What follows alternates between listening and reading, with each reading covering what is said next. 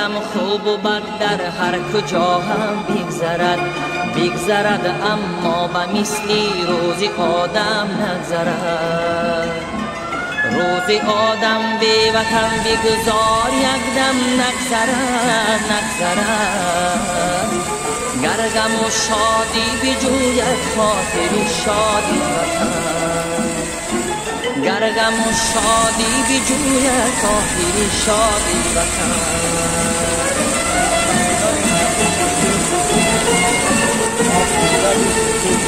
گرچه میراث از مرگی والدینی مهربان،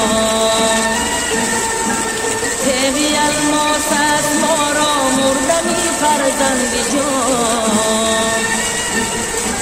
حسرت و داغی و قصه چند از این باشد گران.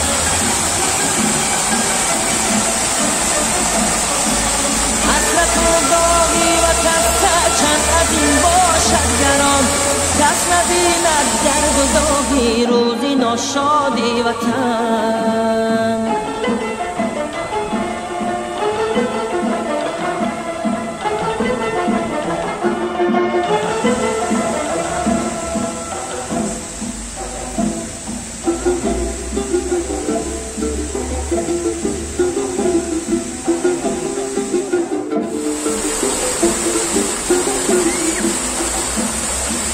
گر وطن ناشاد باشد آدمی دلشاد نیست. گر وطن آباد نبود خانه آباد نیست. گر به دنیا ناتوان بیچاره به امداد نیست. تا رسیدن میتواند او به امداد وطن. تا رسیدن میتواند او به امداد وطن.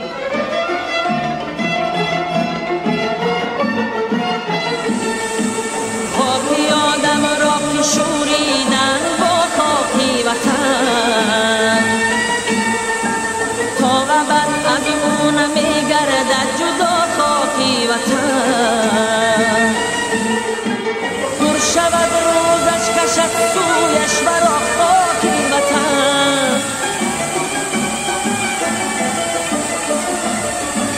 پر شود روزش کشد سویش برا خاکی وطن. بس که او سزا و خاک و آتش و بادی وطن. بس که او سزا و خاک و آتش و بادی وطن. آتش و بادی وطن.